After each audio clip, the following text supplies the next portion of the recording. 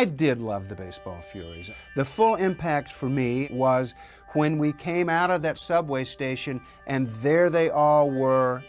You know, they were visually one of my favorite gangs to look at. I think the Baseball Furies were probably my favorite because of the way they looked, and I'm also a sports fan. The Baseball Furies, I wanted something that looked furious, like, you know, baseball, of course, baseball uniforms. And then I just did different color combinations. And then along with that, so to make them scarier, we just kind of painted their faces because Kiss was around, of course, and big. That was probably the influence there. I'm sure you remember the Baseball Furies chasing the Warriors through Central Park. We found this paved road. The problem was that there were no lights. And since we ran a good half a mile every time we made a take, any light I would have put up would have been in the picture. That's exactly what we did. I used these cheap drugstore type clip lights. And we just clip them right up into the tree branches, and as the Baseball Furies are running, the camera is looking at them, and there are all these lights in the trees. Now you're wondering, why are there lights in the trees?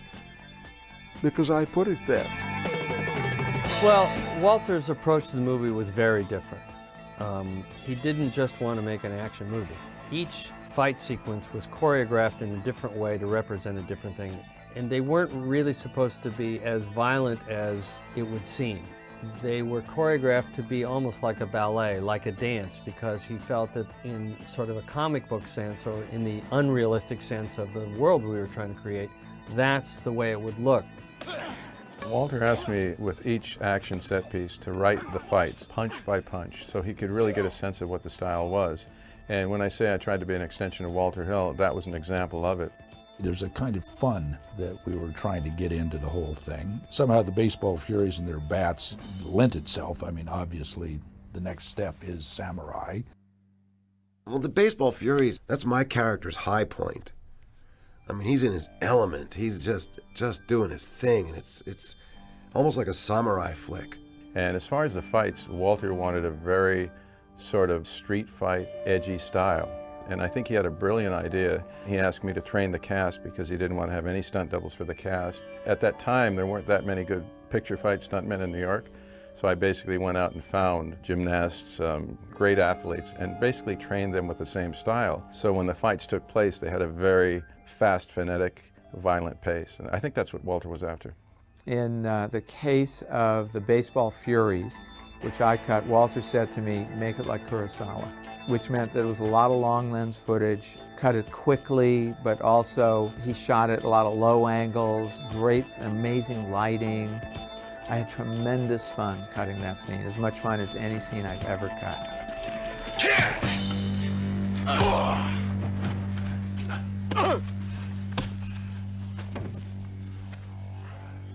The Baseball Furies fight, you know, these guys are wearing this makeup, this cartoon clown makeup, and you know, Ajax is kind of a prick. You know, he's got a mouth on him, and he's gonna say something. And I'm looking at him. We got baseball bats. We got these guys that look like lollipops, and bang! There, the line was born. I'll shove that bat up your ass and turn you into a popsicle. And I have seen that line in a magazine rated as one of the 10 best baseball lines of all time.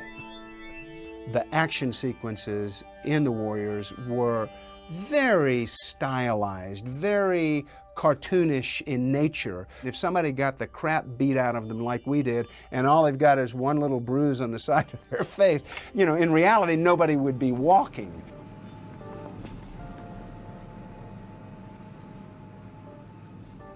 Well, I think that I'd be very remiss if I'd say that my favorite gang wasn't the Warriors, but I quite liked the Lizzies. I thought they were a lot of fun, and I thought that we had a lot of fun with that sequence. We said, okay, we should have a female gang. We should have an all-girl gang, and they should be as tough and kick the asses of the Warriors and lure them into the situation which distracted them, which, you know, obviously all gang members are distracted by a pretty face. I thought the Lizzies were kind of interesting, you know, the fact that it was just an all-girl gang. They didn't have all-girl gangs back in 1980. It was sort of saying something about the future at that point in time. This is a chance to really have some good old American fun. I mean, you got all these cute girls, and all we've been doing is running and fighting all night long. A little break in the action. time to have 20 minutes of some nice stuff here. And these girls seem that they're very much willing to give what we would like to have. So it was interesting to be in that kind of situation, not knowing that they were out to do us harm like every other gang in the city, because we didn't know that. When I started to see how it was evolving with the costume design and the production design and everything else, my instinct was to keep them on par with the guys and to have women do picture fights like guys and have them taken out like guys. We took one of them out with a chair.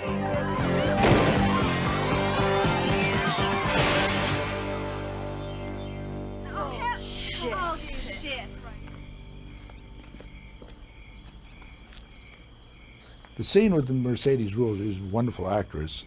I didn't like the scene. I think now looking back at it, I felt very badly about the Ajax character being captured, but I didn't quite see a way out of it.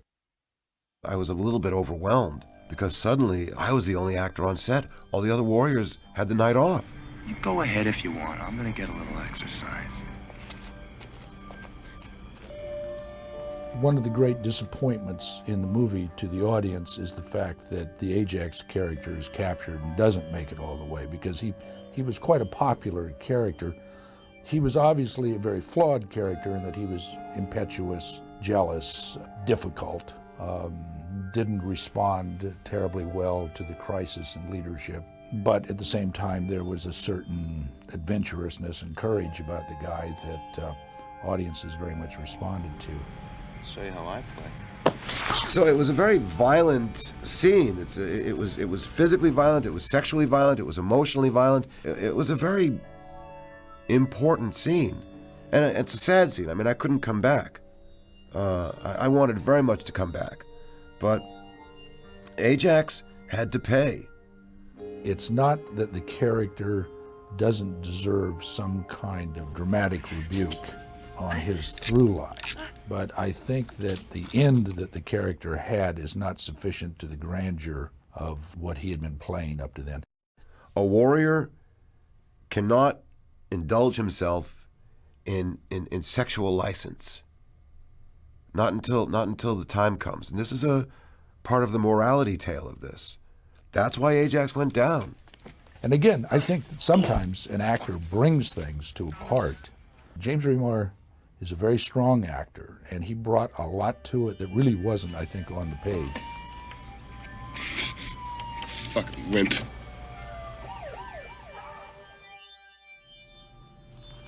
Can we stop for a minute? I'm sick of this crap. My legs are getting tired.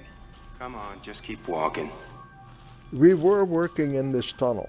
One side was a solid wall in which there were rectangular openings. And through the rectangular openings, you could see into the tracks that was adjoining ours. And when I looked over, I saw this train go by.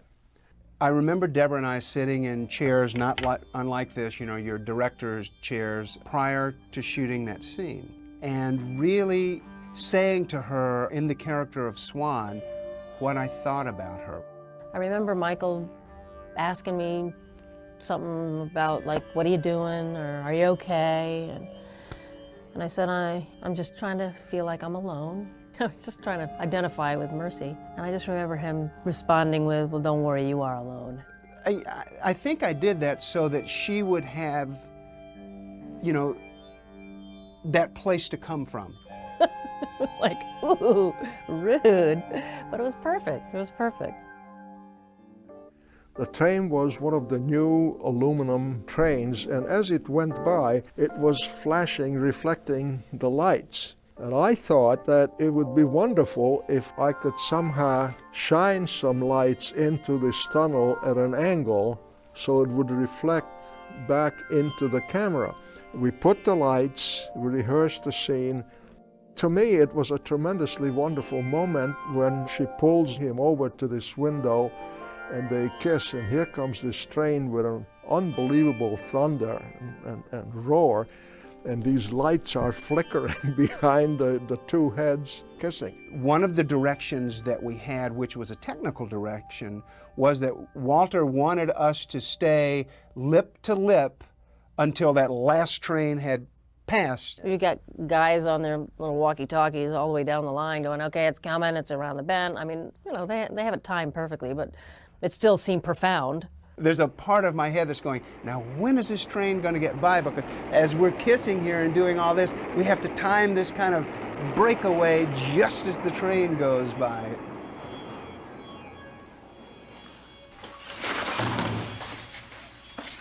We only had to build one set, the men's room on the BMT subway, and the reason we built it was because there was no men's room on the subway that would have allowed us to do what we had to do in that particular set.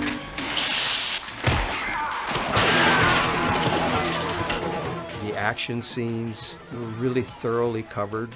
It made it a challenge to get through the material, as well as it gave you a lot of opportunities to play with it. And it was fun. Fighting people wearing roller skates lend itself to all kinds of possibilities, I suppose. We just tried to make it different, mix it up. That set was amazing, that bathroom. And, you know, we all kind of fed once again on Walter's passion, and I think that slow motion can be a deadly device. But Walter had a real grasp of what he wanted to see in slow motion, so I really tried to design a sequence that sort of supported his vision. I think it was Walter who always had a theory about slow motion, which was to just use one angle of it in slow motion. And so we would always try and identify the one that would work the best. Actually, Walter's action sequences, I would say in all of his movies, are some of the best action sequences in movies because you always understand what happened. The encounter on the subway between Swan and Mercy and the prom couples that come in, it happens to be one of my favorite. We shot it very quickly. I think it's only got about 4 setups in it or something like that. We shot it in less than 2 or 3 hours. I had some doubts about it, to tell you the truth. I thought maybe it was too corny even for this film at the time. But I learned a long time ago, if you have doubts, shoot it as best you can and shoot it with whatever you can bring it.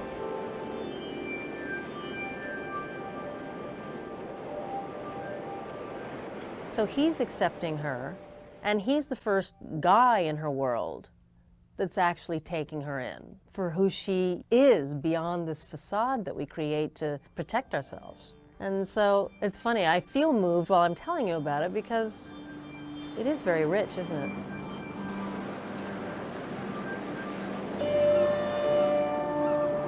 This is what we fought all night to get back to.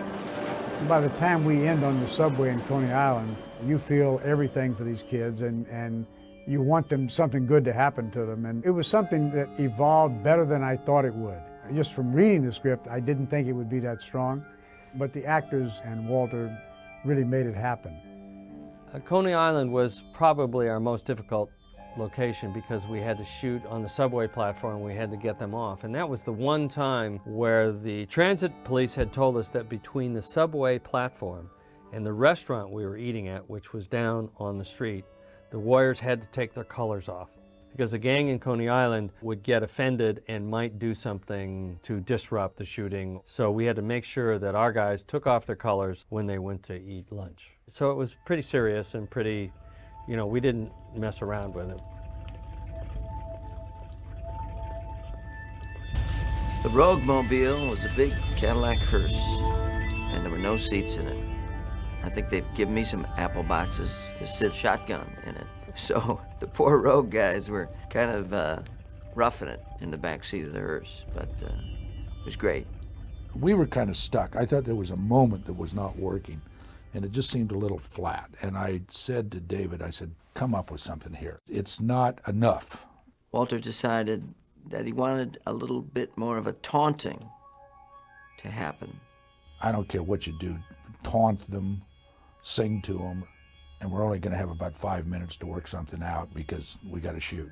And I went back to my chair to try to think of something, you know, not exactly great direction that I just gave. I lived downtown Manhattan in a kind of scary neighborhood, and there was a fellow of kind of shady background who lived next door to me, and he would always kind of threaten me or make fun of me by saying, Dave, Dave, Dave. it was scary. So I said, we can use that for Luther. And out there in Coney Island, at that time, they sold these little midget beer bottles. I see David run under the boardwalk, and I thought, I wonder what the hell he's up to. But I knew he was up to something. So we got back in, he got back in the car, and he said, let me try something like this. And he did the... Warriors, come out to play. And there are certain moments where you just say to yourself, this is gold. This is very good. And to hear those bottles rattling and, David going, warriors come out to play. It was like taunting and taunting. Warriors come out to play. I was a little surprised that he kept it in, but as we were doing it, I had a feeling it would be in there. Most of the crew was barely aware of what he was doing because somehow we were under the dock and we had just found some woman's purse and there was money in it and what are we supposed to do? And it was really weird when you saw it in dailies, and I think I extended it longer than he actually did it because I started the sound over them, and then you came to him bringing the bottles up. It was real creepy. I'd love to tell you that I dreamed up the whole thing, but I created an opportunity for something, but he did the rest. That was one of the most powerful moments in the picture, when he did that. And we stayed away from him. Nobody went around him until we actually had to get close to him on the beach. David Patrick Kelly elected, as part of the way he was going to arrive at his performance, to not speak to any of the warriors, and he stayed true to that throughout the whole time of filming. The only time that there was any conversation that I had with David was when we actually came to playing that final confrontation. When we see the ocean, we figure we're home. We're safe. This time you got it wrong. With Michael on the beach is the most Western moment for me. I mean, that's the big duel, the big shootout, the big mano-a-mano, even though one guy has got all the artillery, supposedly, but no. You're dead. Swan!